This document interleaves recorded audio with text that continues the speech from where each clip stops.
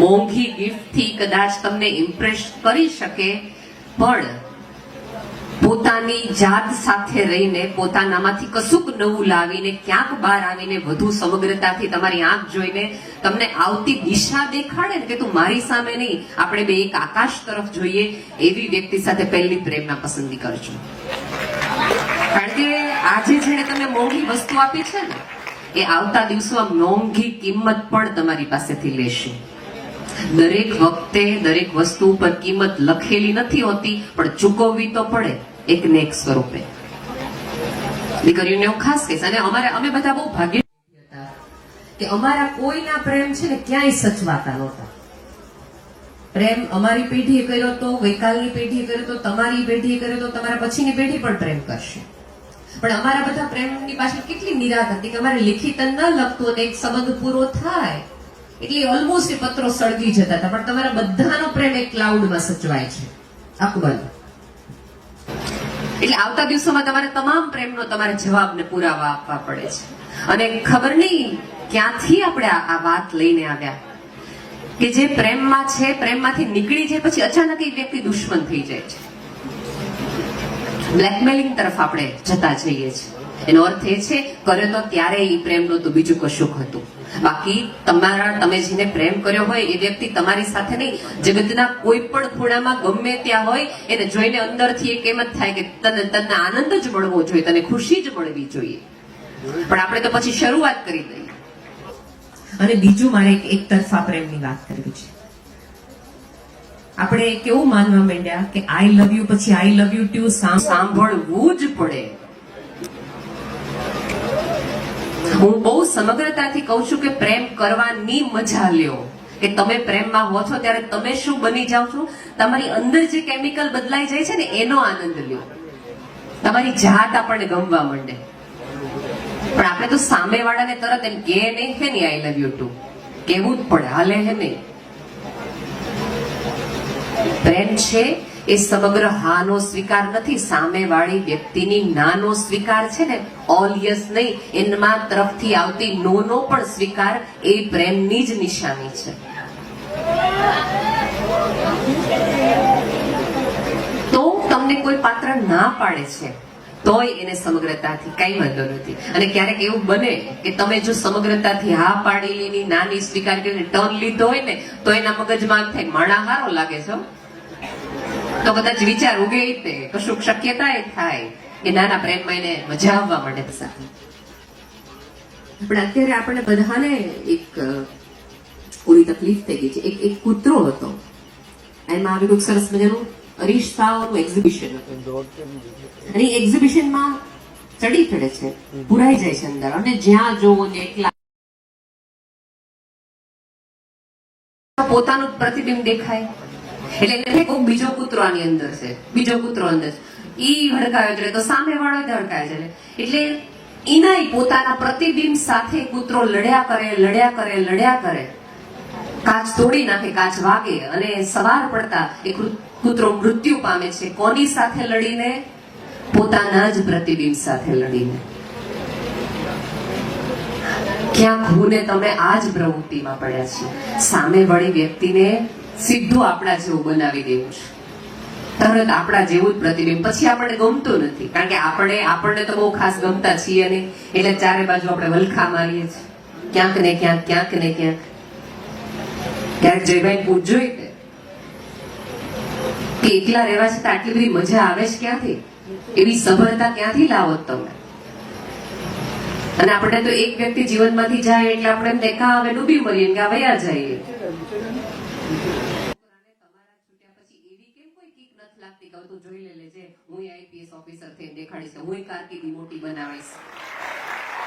હંમેશા નેગેટિવ વિચાર જ આવે, ભટકાડી દેવાના વિચાર આવે, મરી જવાના જ વિચાર આવે. કીક વાગી હોય, કોઈકને છોડ્યાનો ઘાવ લાગ્યો તો ઉડો ને ક્યાંક. રાધર ઓલી છોકરીને રોજ અફસોસ થાવ છે કે આને ક્યાં ના પડી. પણ આપણે તો રાધર આપણે પુરવાર કરીએ છીએ કે છોકરી વિચારે છે ખારું થયું આને તમે ના પાડી. છૂટા પડ્યા પછી જીવાય એવું કે જ્યારે જે લોકોએ આપણને બ્લોક કર્યા હોય ને એ લોકો આપણને ગૂગલમાં ગોતે કે આમણા છે ક્યાં, આની વાતો આટલી આગળ આવે.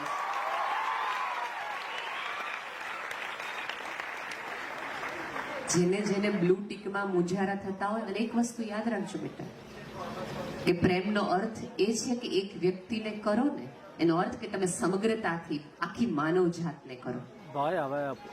જે પ્રેમ છે ગાંધીએ કર્યો, મધર ટેરેસે આખી માનવ જાતને, પૂજ્ય મોરારી બાપુ જે આખી સમગ્રતાથી આખી સભ્યતાને કરુણાથી જોવે છે, એવી રીતે તમે જોતા થઈ જાઓ તો સાચા.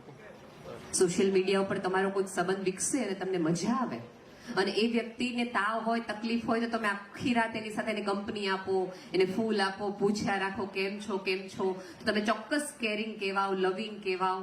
પણ પેરેલલ તમારી મમ્મી, તમારી બેનને તકલીફ થાય ત્યારે તમને એ પ્રેમ તમારામાંથી બહાર આવવો જોઈએ, એ ચિંતા આવવી જોઈએ. લવ છે ને, એમાંથી આવતું પહેલું માધ્યમ, પહેલું લક્ષણ કેર છે, જે તમને એવી રીતે સાચવી શકે. હેન્ડલ વિથ કેર લખવાનું ન હોય દરેક વખતે, પણ પ્રેમમાં એ હંમેશા એક વસ્તુ યાદ રાખજો. જે લોકો એવું માને છે કે આઈ લવ યુ કહી દીધા પછી પૂર્ણ વિરામ છે, નહીં, ભૂલી જજો. પ્રેમ એવી પરીક્ષા છે કે રોજે રોજ આપવી પડે, અને રોજે રોજ સાબિત કરવું પડે કે હા હું તને પ્રેમ કરું છું, હા હું તને પ્રેમ કરું છું. એ જીવવાની પ્રોસેસ છે, એ કન્ટિન્યુઅસ પ્રોસેસ છે. એ માત્ર લખી દેવું, કહી દેવાથી વાત પૂરી નહીં થાય. રોજે રોજ કોઈ વ્યક્તિના પ્રેમમાં પડવું પડશે તમારે, અને સતત તમારી અંદર કશુંક એવું નવું ઉગાડતા રહેવું પડશે, જેથી એ વ્યક્તિને તમારી આંખ તરફ જોવાની ઈચ્છા થાય અને તમારો હાથ પણ પકડવાની ઈચ્છા થાય. ક્યારેક આપણા શબ્દો એવા, આપણા વિચાર એવા, આપણા વર્તન એવું હોય કે સામેવાળી વ્યક્તિને રોજે રોજ અફસોસ થાય કે આ ક્યાં ભૂલ કરી. એના બદલે સમગ્રતાથી જે નવું જોવો, વિચારો એકબીજાને. અને બીજું કેવું થયું છે ખબર છે કે પ્રેમમાં શેરિંગ હતું, હવે માત્ર લિસનિંગ થઈ ગયું છે. એક વ્યક્તિ બોલે ને એક વ્યક્તિ સાંભળે, એક વ્યક્તિ, અને જો સામે સાંભળ્યું હોય એ વ્યક્તિ કશું પણ બોલે, તું મને પ્રેમ જ નથી કરતી. પહેલા તો કોઈ દિવસ વિરોધ નહોતી કરતી, હવે તું તરત મને ના પાડી દે છે. આ નથી. તમારા વિચારોના મતભેદ હોય એનો અર્થ એવો નથી કે તમારા પ્રેમના સરસ મજાની ફ્રેમમાં કોઈ તિરાડ પડ્યું છે, ચિત્રમાં કોઈ ભંગાણ નથી થયું. આપણે કેમ કશું આપણાથી જુદું હોય એને સ્વીકારી જ શકતા નથી. બધાને આપણા જેવા બનાવીને કરવું છે હું? આપણને આપણાથી મજા નથી આવડતી, આપણે એકલા રહી નથી શકતા, એટલા માટે તે એક સ્વાય વ્યક્તિને કહીએ કે તું મારી હારે હો તો મને જીવવાની મજા આવે છે, તું મારી હારે હો તો આ સાંજ મને હોય એના કરતા વધુ સુંદર લાગે છે. એનો અર્થ એ છે કે એનું જુદાપણું તમને તમારી સાથે એને જોડી રાખે છે. તમારા જેવું કરીને તો તમે વધુ એક બોરિંગ જીવન તરફ જવાના છો. બેસ્ટ કે તમે એને સાંભળતા થાઓ, અને જે તમને સાંભળી નથી શકતું ખુલ્લા કારણે, અને ચોક્કસ મોબાઈલના લીધે તમે એકબીજાના પ્રેમમાં આવો, સાચી વાત છે, પણ પ્રેમમાં પડી ગયા પછી, મળ્યા પછી એકબીજાની સ્ક્રીનમાં જોવાના બદલે એકબીજાની આંખોમાં થોડીક વાર જોવાનું રાખો. અને આ તો તું બોલને, હું સાંભળું જ છું. એનો અર્થ એ છે કે તમારા હોવાથી ફરક નથી પડ્યો, આ સ્ક્રીનના હોવાથી ફરક પડે છે. તમારા કરતા વધુ મહત્વ તો એ સાધનનું થયું. અત્યારે આપણા બધાની તકલીફ એ છે કે આપણે સંબંધોને સાચવીએ છીએ અને વસ્તુઓને વાપરીએ છીએ. સંબંધોને વાપરીએ છીએ અને વસ્તુઓને સાચવીએ છીએ. જ્યારે કરવાનું એ હતું કે વસ્તુઓને વાપરવાની હતી અને સંબંધને સાચવવાના હતા. ભૂલ કરી નાખી કોઈ સંબંધને. અત્યારે આમાંના કેટલા બધા લોકો છે, એની વસ્તુઓ રહી જશે, કોઈનો મોબાઈલ નહીં રહે, તમારા બધાની કદાચ ચોપડી રહી જાય, બેનપણી રહી જાય, બધું જ થઈ જાય, સંબંધો તૂટી ગયા છે કોઈક ને કોઈક રીતે. અને હમણાં જ હાર્દિકભાઈ મને રસ્તામાં ગયા હતા, મને કે નેહલબેન કૃષ્ણ અને દ્રૌપદીની જે મૈત્રી હતી એના વિશે વાત કરજો ને.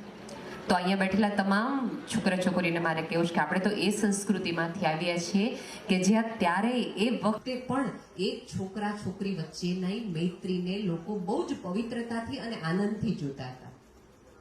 પણ અત્યારે તકલીફ એ થાય કે છે કે છોકરો કે છોકરી બંને પ્રવેશે છે તો મૈત્રીના ઓલાએથી જ, પણ પછી એન્ડમાં દરેકને એવું થઈ જાય કે આ એક સરસ સંબંધ છે અહીંયા પૂરો થઈ જાય તો ચાલે. અને આપણા હાથમાં ન આવે દરેક દ્રાક્ષ ખાટી, એક એવો એક નિયમ થઈ ગયો છે. એટલે આપણે તરત શરૂ કરી દઈએ એ વ્યક્તિનું ગૂગલ એન્સાઇક્લોપીડિયા, આપણે વિકીપીડિયા આપણે બનાવવા માંડીએ. એ છોકરી કે છોકરાને ખબર પણ ન હોય. જો તમે ખરેખર કોઈના પ્રેમમાં હોય, ખરેખર કોઈની દોસ્તીમાં હોય, તો તમારી પહેલી ઈચ્છા ને પહેલી જવાબદારી એ છે એના ચારિત્ર વિશે તો કશું જ બોલવાનું બંધ જ કરી દો. અને સંખ્યાના આધારે જો ચારિત્ર નક્કી થતું હોત તે કરતા તમે હો તો તમે બહુ મોટી ગેરસમજણમાં છો. ખૂબ જ ચારિત્ર્યના સર્ટિફિકેટ વ્યક્તિ પોતે આપી શકે. કોઈને અધિકાર નથી કોઈના ચારિત્ર વિશે કશું જ બોલવાનો, કોઈ પણ નહીં. અને આમાં સમાજમાં હજી ગુજરાતમાં, ભારતમાં એવી તકલીફ છે કે કોઈ પણ વ્યક્તિ જ્યારે લગ્ન જીવનમાં જોડાય ત્યારે છોકરાનો ભવિષ્યકાળ જોવાય છે અને છોકરીનો ભૂતકાળ જોવાય છે. એ બહુ મોટી વિધિની વક્રતા છે. એટલે અમારે અમારા સંબંધોનો સતત પુરાવા આપવા પડે કે ના ના એવું નહોતું. અને તમે સરસ ક્યાંક પહોંચી જાય એમને કોઈ એવા સાબિત નથી તો સમાચાર છોકરાને તેવું હોય. અને પાછું એક ઓલું એક નવું હોય છે કે છોકરાઓ છે ને એ બહુ છે આવા હોય, બેવફા હોય, અહીંયા કરે ને અહીંયા કરે. પણ દરેક છોકરા પ્રેમ તો કોઈક છોકરી સાથે જ કરે છે. એટલે જો તમારી બેનપણી ને આના બેનપણી સાથે થઈ ગયું તેનો અર્થ એ છે કે ક્યાંક સ્તર બંને પક્ષે નીચું જ છે. પરિપૂર્ણતાના, પરિપક્વતાની થોડી ઘણી. અને બીજું કે તરત ફર્સ્ટ સાઇટ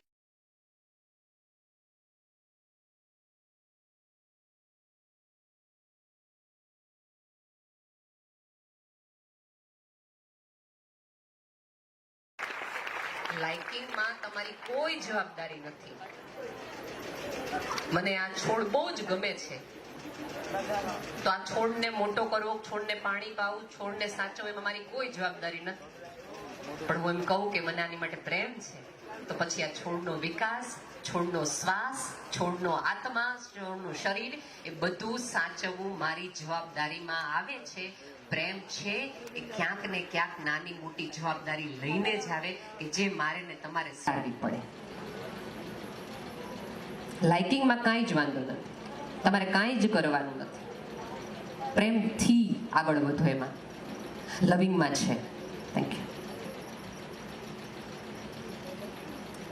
જે જગ્યાએ છે, જે ઉંમરના ટનલમાં છો, ત્યાંથી ક્યારેક એવું બને કે તમે પ્રેમમાં હો ત્યારે સામાજિક બંધનો તમને કેટલા બધા નડતા હોય, ઘણા બધા આવરણો નડતા હોય. તો એક સમયે તમારી કારકિર્દી એવી સરસ હોય, તમે કોઈ જગ્યાએ પહોંચી જાઓ ને પછી તમારે ખાસ સમાજના હા નાની જરૂર નથી. તો એ સમયે ક્યાંક પહોંચી જવાય. અને ત્યાં પહોંચ્યા પછી બે બિંદુ ઉપર મળે. ઉપર જે મળે ને એને કઈ બહુ વાંધો નથી. નીચે મળો તો આજુબાજુ વાળા ઘણા તડખલા વચ્ચે આવે, આડા આવે. સમયમાં થોડીક રાહ જોવાનું રાખો. અત્યારે આખી સભ્યતામાંથી વેઇટિંગ જ જતું રહ્યું છે. સહેજ ઓલું આપણું સર્વર ડાઉન થઈને આમ થાય. જે વિડીયો તમે કલાકથી જોવાનો પ્રયત્ન કરતા હો, કલાકથી જેને સર્ચ કરતા હોય, એ ત્રીજી મિનિટે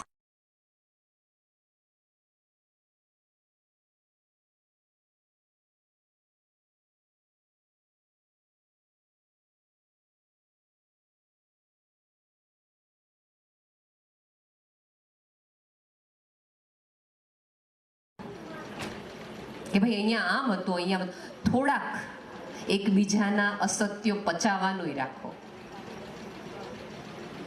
કોઈને ખોટું બોલવું નથી હોતું સંબંધોમાં, પણ ક્યારેક સામેવાળી વ્યક્તિમાં નથી હોતી કે એ સત્ય પચાવી શકે, એટલા માટે ક્યારેક ને ક્યારેક કોઈક આવરણ રાખો છો. અને અત્યારે તો જુદી જ પાછી પ્રેમની ધારાઓ નીકળી છે. એવા તમામ વ્યક્તિઓને મારો કહેવાનો કે જે લોકો તમને તમારું નામ સાચું નથી કહેતા, તમને પ્રેમ શું સાચો કરવાના હતા.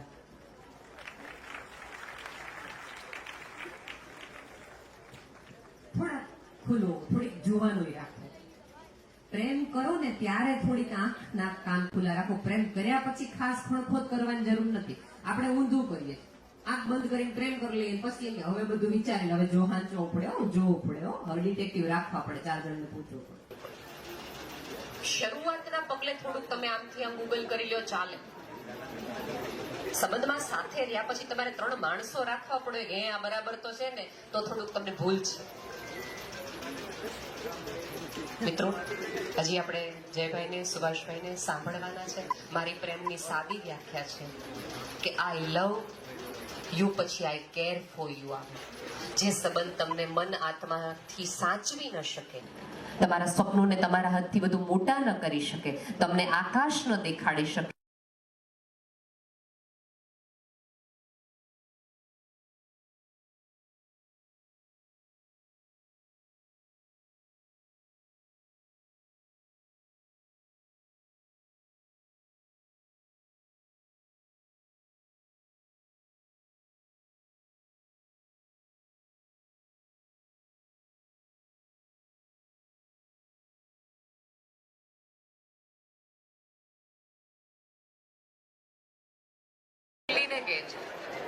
એ તમને તો એનો અધિકાર અમે લોકોએ આપ્યો છે, સમાજ એવો ઘડ્યો છે, પણ એનો અર્થ એ નહીં કે એમાં જ પડ્યા રહેવું.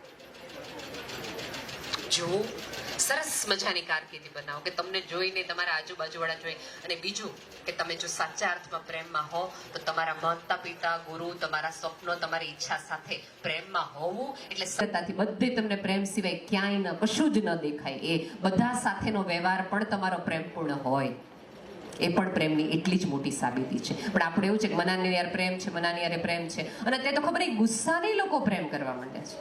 કોઈક વ્યક્તિ ધડ દઈને તમાચો વર નાખે, ગુસ્સો કરો નાખે, કાંઈ પણ એ બહુ પોઝેસિવ છે મારી માટે, એટલે એ આવું કરે છે. અને એ કોઈને બોલવાનો દે, કંઈ જવાનો દે, બધી તમારી ચારે બાજુથી તમારી રિબિન કાપી નાખે, તમારી શ્વાસ નળીઓ કાપી નાખે. અને પછી આપણે બહુ શરૂઆતમાં બહુ ગમે, શરૂઆતમાં એ પેશન્ટની, પોઝિશનની બહુ જ મજા આવે. સમય જાતા ને જાતા એ મુજારો થાય અને એમ થાય કે હવે તું મને કંઈક બીજું જોવા દે.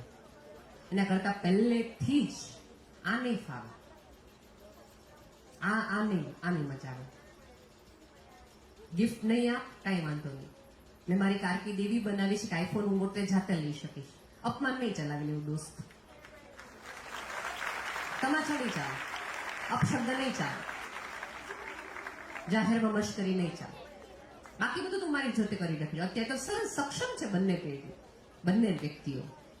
એટલે વસ્તુની ઈચ્છાથી કોઈક વ્યક્તિ સાથે જોડાણા તો છેતરામણી આપણી છે, સામેવાળાનો કોઈ વાંક નથી. એ તો ખબર જ હતી કે વસ્તુ આપીને એને પ્રેમમાં પાડી શકાય છે. અને પછી આપણે એમ કે એને મને છેતરી, એવું જરાય નથી. એ તો પહેલેથી ક્લેરિટી હતી આનામાં કે ભાઈ આપણે આનાથી આ જોઈએ.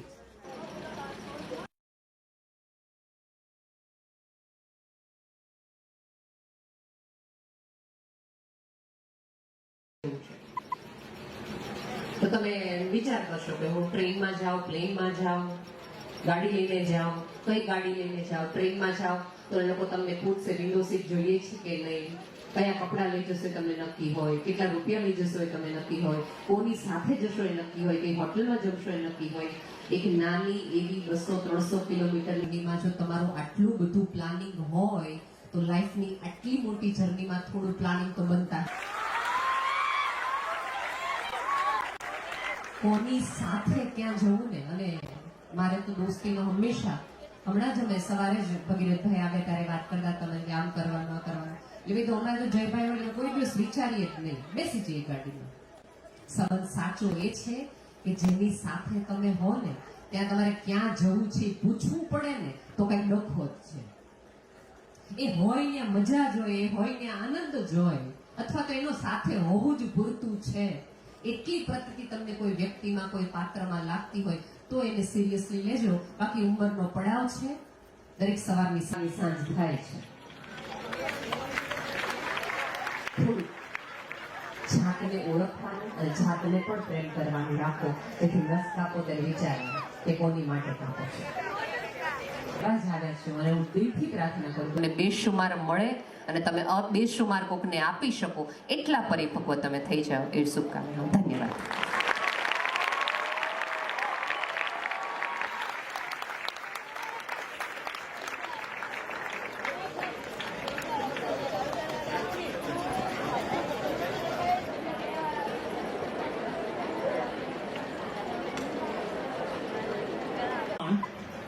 આ કેવું લાગ્યું આપણને